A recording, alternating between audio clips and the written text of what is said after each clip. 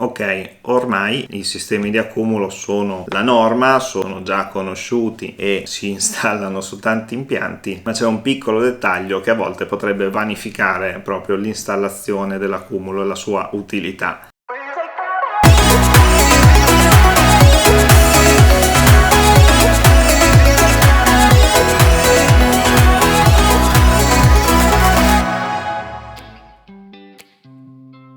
Ciao a tutti e bentornati su andreapiccinelli.net. Oggi parliamo del meter che regola l'accumulo. Che cos'è il meter per l'accumulo? È praticamente quel misuratore che comanda il funzionamento del sistema di accumulo, cioè è come un piccolo contatore che in base alle sue misurazioni dice all'accumulo se caricarsi, erogare energia o stare fermo, insomma fondamentalmente. Voglio parlarvi di questo perché il corretto collegamento di questo piccolo contatore determina l'efficacia o meno del sistema di accumulo. Mi è già capitato 2 o 3 volte che degli installatori mi chiedessero dove andava collegato oppure di trovarlo montato nel posto sbagliato. Perché è importante posizionare bene questo meter? Perché il suo funzionamento è molto semplice. Se vede dell'energia che va verso la rete, decide di o caricarsi o fermare la scarica delle sue batterie. Se invece vede dell'energia che arriva dalla rete verso il centro di consumo, verso l'abitazione per esempio, dà ordine al sistema di accumulo di scaricare, di erogare l'energia immagazzinata nelle batterie. Come fa nella pratica a fare questo? Semplicemente vede il flusso di energia sulla linea principale della fornitura. Questo vuol dire che se il meter viene installato nel posto sbagliato, in un punto che non è il punto di passaggio principale dell'energia della fornitura, il suo rilievo è falsato dal posizionamento sbagliato.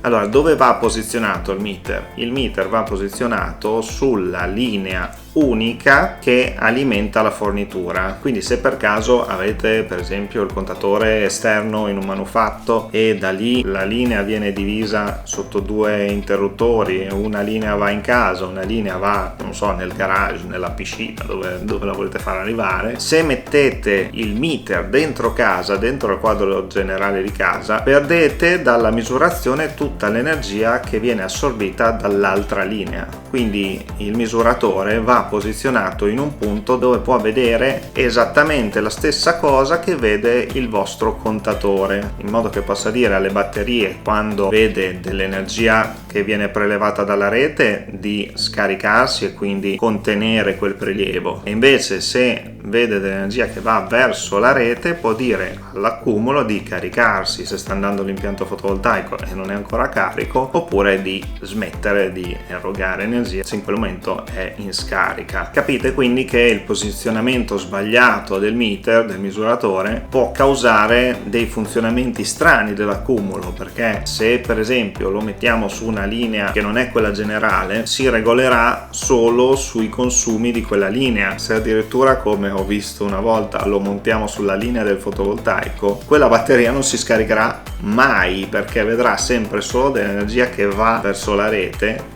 che non è la rete ma è il nostro quadro generale, però per lui ci sarà sempre continuamente immissione in rete, quindi caricherà le batterie, una volta cariche, stracariche, non le farà mai scaricare perché non vedrà mai del prelievo dall'impianto fotovoltaico. Quindi attenzione. Un'altra problematica che potrebbe sorgere è per esempio se lo montiamo su una linea che ha solo prelievo. Mettete che avete fatto la pompa di calore nuova con il 110, se per esempio il meter viene montato sulla linea della pompa di calore, avremo un caso sbagliato, il contrario di quello di prima, quindi vedrà solamente del prelievo e quindi continuerà continuamente a scaricarsi, non si caricherà mai, continuerà a cercare di immettere energia per poter compensare quel consumo, senza capire che l'energia di quella linea ha il contributo del fotovoltaico. Quindi c'è oltretutto il rischio che, continuando a immettere energia nel circuito, vada a immettere energia in rete, andando oltretutto, se è un accumulo sulla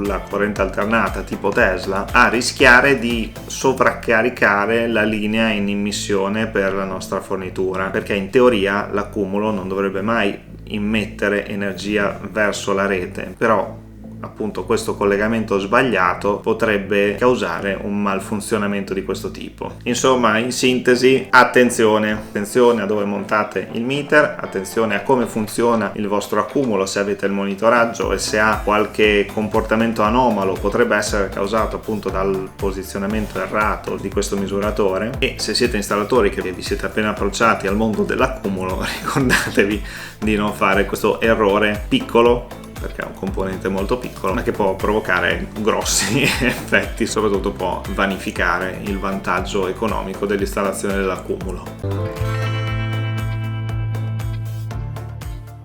Il video di oggi finisce qui, fatemi sapere nei commenti che cosa ne pensate e se il video vi è piaciuto ricordatevi di lasciarmi un like e di condividerlo con i vostri amici. Se non siete ancora iscritti al canale e volete farlo potete cliccare sul tasto iscriviti e sulla campanella per restare aggiornati sull'uscita di nuovi video. Vi ricordo che oltre ad iscrivervi potete sostenere il canale abbonandovi con uno dei pacchetti che ho studiato per voi. In particolare vi segnalo il nuovo abbonamento Produttore Consapevole che vi dà, oltre a vantaggi social su YouTube, anche la possibilità di usufruire del servizio di monitoraggio mensile che ho creato grazie alla collaborazione con Sun Report. Per contattarmi trovate in descrizione il modulo di contatto per informazioni, consulenze, domande generiche eccetera, il modulo per l'iscrizione all'archivio installatori di qualità e il modulo per l'iscrizione ai corsi sulle pratiche di connessione per impianti fotovoltaici sia in iter semplificato che in iter ordinario, che sono già attivi. Sempre in descrizione trovate tutti i miei recapiti, i canali social, Facebook,